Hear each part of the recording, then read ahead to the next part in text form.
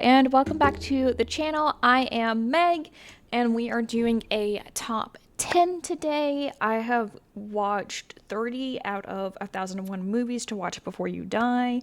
And we're not going to go through all of them, but I am going to give you a top 10. And I feel like this is great, especially if you want to get into silent film.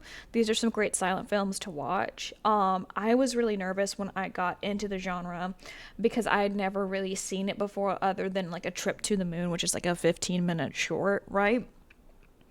But I will say through this process over the past couple months of watching these movies, I have really come to love silent film, and I think it's something that is worth giving a try. And all these movies that I mentioned are available on public domain, so you can find them on YouTube for free if you want to check them out. Sometimes you do need subtitles for the title cards, depending on which one you are watching. But let's get into it. So, number 10, it is The Cabinet of Dr. Caligari, which, if you want a brief summary, it's great for Tim Burton lovers because as soon as you start watching it, you're going to be like, hey, this kind of feels like a Tim Burton movie. This feels like Edward Scissorhands or Corpse Bride, especially with the architecture. So you can see where people like Tim Burton were heavily influenced by this movie. It is considered a horror movie, and the biggest thing it has to do with is hypnotism. They really like hypnotism in the 1920s. This and Dr. Mabuse, the gambler, are great examples of that.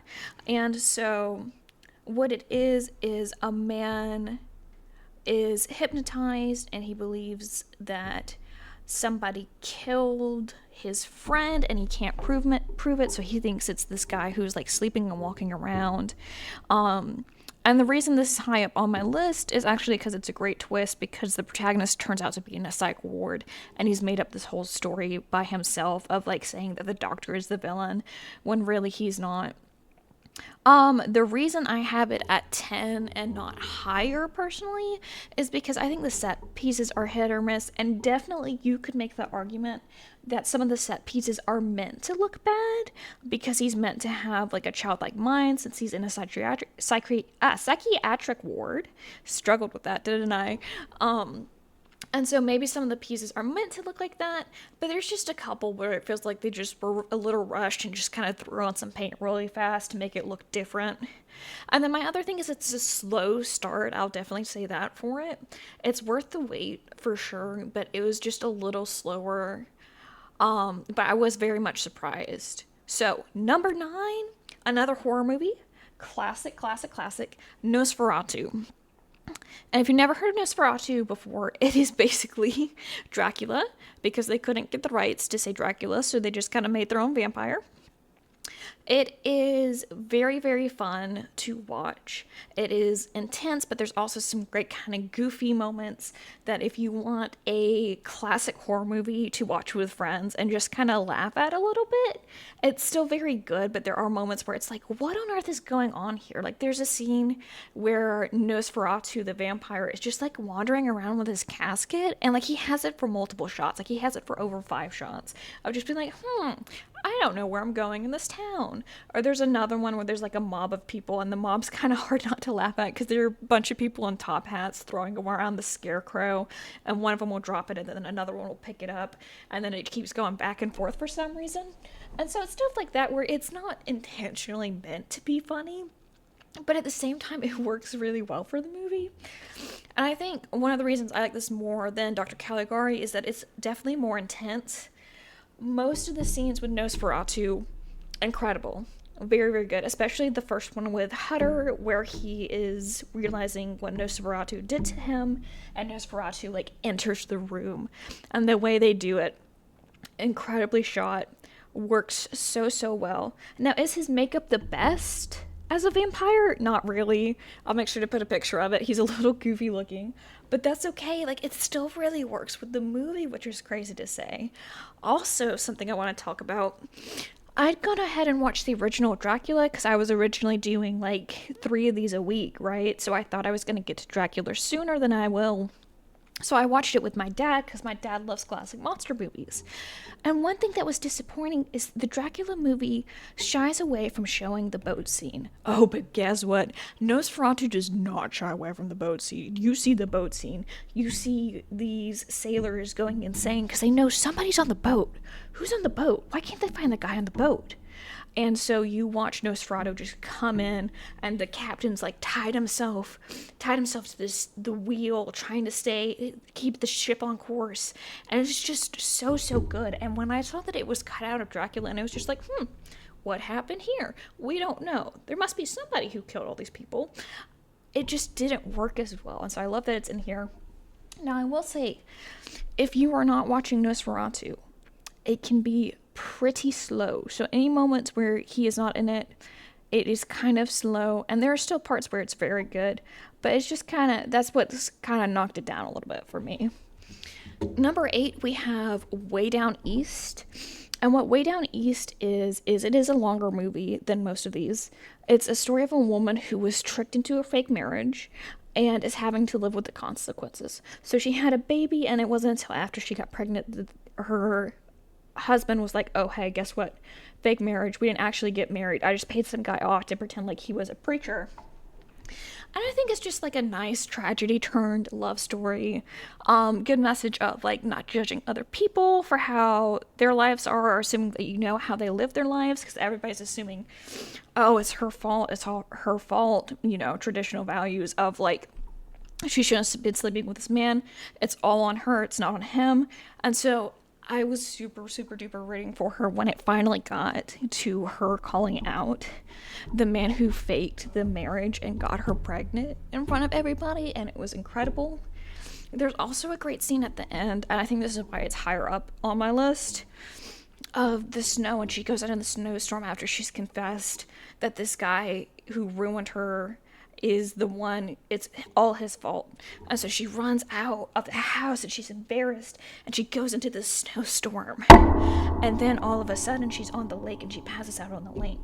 And so the man that she ends up with, who's the love interest, is like, the ice is breaking and he's crossing the ice, and it just worked really well. And I think I was surprised to see it in a movie this old.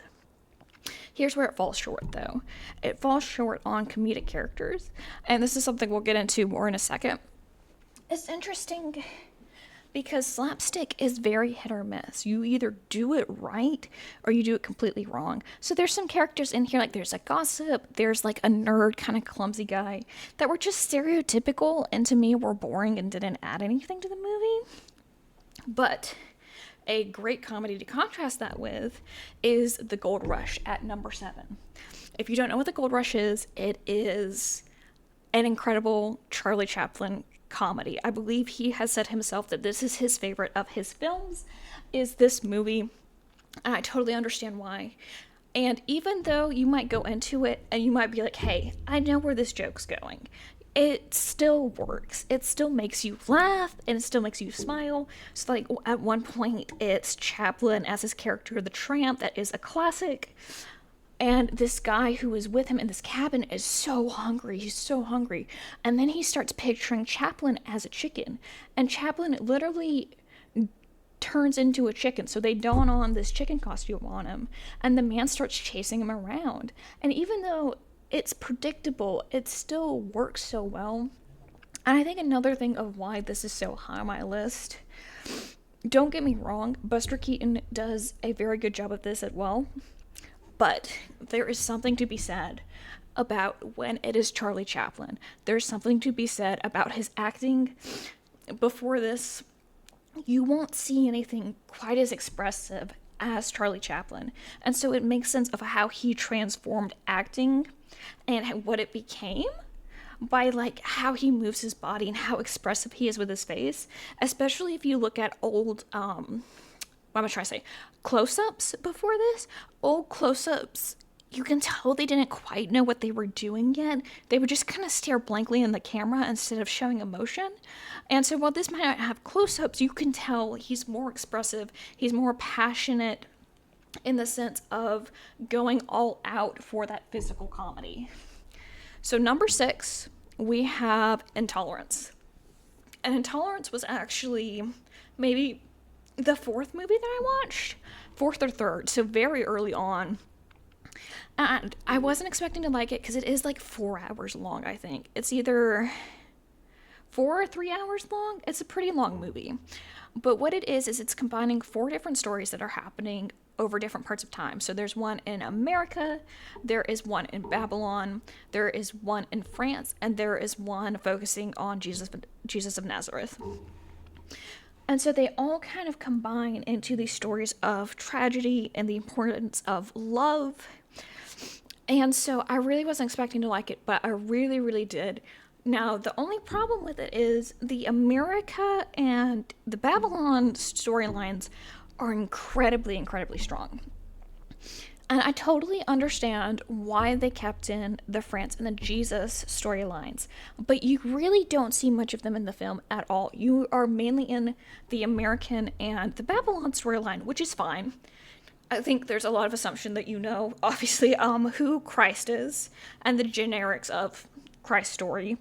But I don't think you necessarily needed them to get the point across. I don't think anything would be really lost except for like at the very end where the husband in the American storyline repents, basically finds Christ, is trying to live a straighter life. And it did actually have me gasping because I did think they were going to kill him because he gets framed for having, for a murder he didn't commit. He gets framed for a murder he didn't commit. And the wife goes out of her way to try to figure out what happened, who did this, and it has it like down to the wire, like a lot of movies do. But it genuinely seemed, because it was him about to be hung, and there's 3 policemen, and they each have like a razor that's going to cut the string to make the floorboards drop, right? And so 2 of them their hands were steady, but there was one that was like shaking. And so I thought he was going to accidentally cut it before they found out that he was not guilty and that they shouldn't hang him at all. And so it was very intense. Now, I will say they do use this gimmick a whole lot afterwards for the director, which is unfortunate because then it doesn't work as well. So it's in Way Down East, and that's why Way Down East is lower than Intolerance. It's also in, I forget what it's called. There's another one by them that's like this French movie with these sisters who are twins, adoptively, kind of Princess of the Property. It does the same thing, and it just doesn't really work as well. I will also say, for how early this movie is made, the scale is insane. My mind was blown by the scale. It was blown by the props. Gorgeous movie. So many people, so many extras, so many costumes. Loved it. Now, let's get into top 5. At number 5, I have a movie called Greed. And the unfortunate thing with Greed is a lot of the footage was lost. So there's 2 different versions. There's a 2-hour version and a 4-hour version. But Greed is about how money corrupts 3 people who are all intertwined with each other after one wins the lottery. And I think what really made this movie stand out to me is the symbolism, and especially with the birds. The protagonist has it starts off with 1 bird and then it becomes 2 birds after he gets married. And so the birds obviously represent their love and their relationships, and when it declines, the birds die, as well as the wife dying, which is insane. And I think I also love it because it shows even if you have good intentions, it can still go downhill if you are not careful. So what happens is the wife is actually the one to win the money. I was surprised by this. I thought it was going to be the protagonist, the husband, that won the money, but it wasn't. The wife wins the money, and she's like, oh my gosh, I'm going to save it all. I'm going to save it. But what happens is she becomes a penny pincher. And so what she does is she is constantly asking for money, constantly trying to save money, constantly saying that they don't have money when they do, because she's storing it all up. And so it was great. I really, really liked it. Number 4, Our Hospitality. So like I was talking about, Buster Keaton, another great comedy person. And I don't know, this could be a bias for me, and I would love to hear other thoughts on it. If everybody's first Keaton or their first Chaplin is their favorite one, because this is my favorite Buster Keaton. And I've seen, how many more have I seen? Like 2 or 3 other Buster Keatons. And don't get me wrong, I still well, I enjoyed one. The other two were racist a little bit. But just something about this one was different to me. And some of the other ones, it felt like the bits were too long. Some stuff ran on too long. But it's crazy because I'll definitely agree that the train scene in this one, where he first meets his love interest, is a longer scene. So maybe it's just not expecting it and having that kind of hit or miss comedy again. This movie is basically Hatfield and McCoy's, but Buster Keaton's character is the rival family, and the woman he loves is from the other family. And so it works so well where he doesn't know what's going on at all and is completely oblivious. Well, the other family's sons are trying to kill him and trying to, like, and he just keeps accidentally escaping. And it works so well that I was laughing so hard I started snorting. And it's one of the few movies that made me laugh out loud so far. I laughed a little bit during Gold Rush, but the other ones I've like kind of smiled and it's been like, it's nice, but I really, really laughed at this one. I thought it was fun. All right, these are, for me, heavy hitters, and I will definitely be rewatching these three. Number 3 is The Phantom Carriage, and I cannot recommend this one enough. If you like A Christmas Carol, in any sense, any version of it, this movie's for you. Now, you are going to have to, when I watch this one on YouTube, I believe it's German or Dutch. It's one of the two. And so you have to have the subtitles on because it's not, the title cards aren't translated into English, which is fine. But it is a darker version of Christmas Carol. So the best way I can explain it is, you know, the three ghosts. Imagine if only death visited it instead. And so it is an alcoholic who passes away at midnight on New Year's Eve and then is shown his life.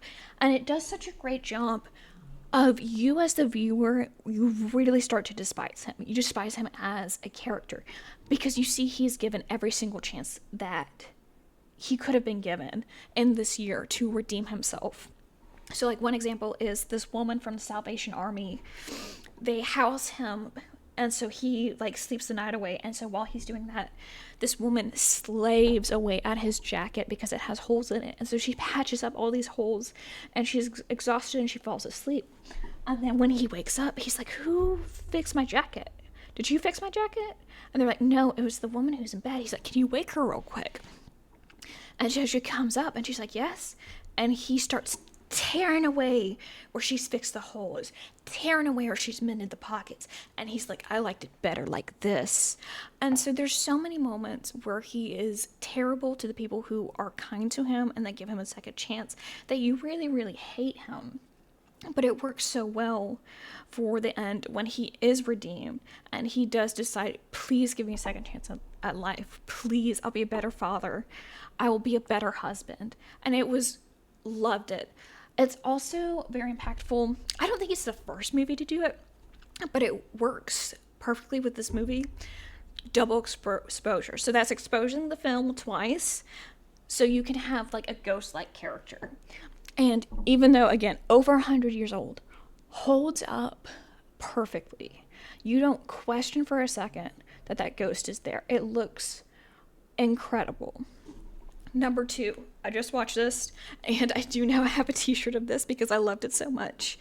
Metropolis. And if you don't know what Metropolis is essential sci-fi. One of the first sci-fi movies made. Super duper exciting. It is set in 2026, which is crazy. So it's 100 years old. And you would think it wouldn't hold up, but it does.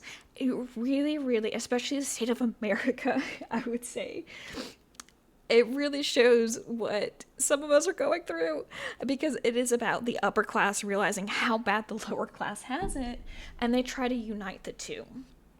And everything about it just works so well. There's like one or two shots that are a little bit like, I think that's a little racist, but it's nothing insane.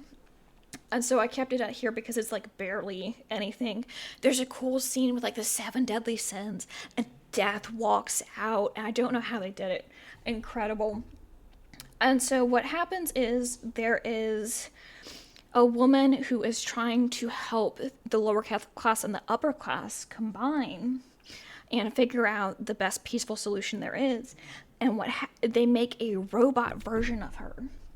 And she starts influencing, being like, you are so much better than the upper class. You deserve so much more. And it causes havoc.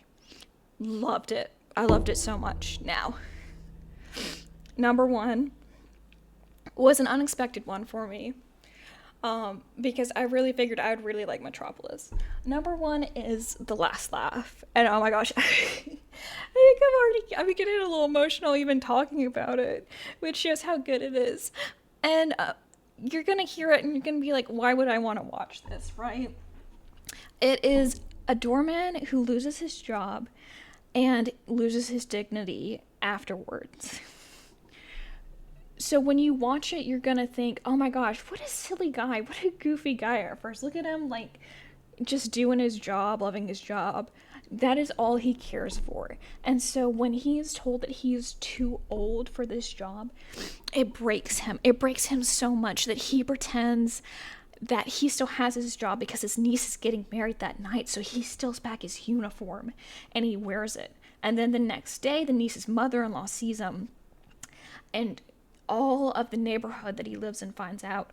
And it really shows the cruelty of people, which is sad to think about, but how sometimes your passions can be twisted and turned against you, and how some people really want to take something when it's taken away from you to mock you. So he is mocked, he is laughed at when he comes back afterwards, trying to pretend like he still has his job, and like his niece is forced to turn him away. And the real ending is supposed to be that he goes back, he returns the suit, and then he passes away in the bathroom because of how brokenhearted and how much he loves his job. But producers didn't like that, and so they changed it to a fake ending. And the fake ending is like, oh my gosh, you actually won like $1 million and you're so rich now.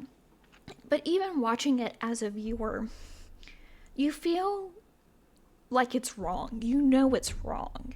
Even if you don't even know that. Because I looked it up afterwards. I was like, the director is laughing at me right now. They are laughing at me for staying for the end. This is clear that this wasn't meant to be the ending. And I think the reason it really hit me is that I would love, and don't get me wrong, I enjoy my job. I would love to have that amount of passion and that amount of love for my work. And so seeing somebody who does for such a, what we would consider today, not like, you know, an executive or not something super important. He's a doorman. But he finds so much joy and pleasure in helping others. It broke me. I was barely not in tears. I was so close to crying. And I will watch this movie. I don't want to say every year. It's so hard because I want to watch movies every year and then I can't. I will rewatch this movie for sure. I love it so much. And it's really easy to get into. It's German, but the only title cards that are needed are for the letter where he finds out he's too old. But I cannot recommend it enough. We have a couple more silent films on our list. So next up on Friday, we will be talking about Napoleon. Not the newest one with Joaquin Phoenix. The older one, I think it's 1927, and it is 7 hours long. So I'm working very hard to get through that. But tune in next time.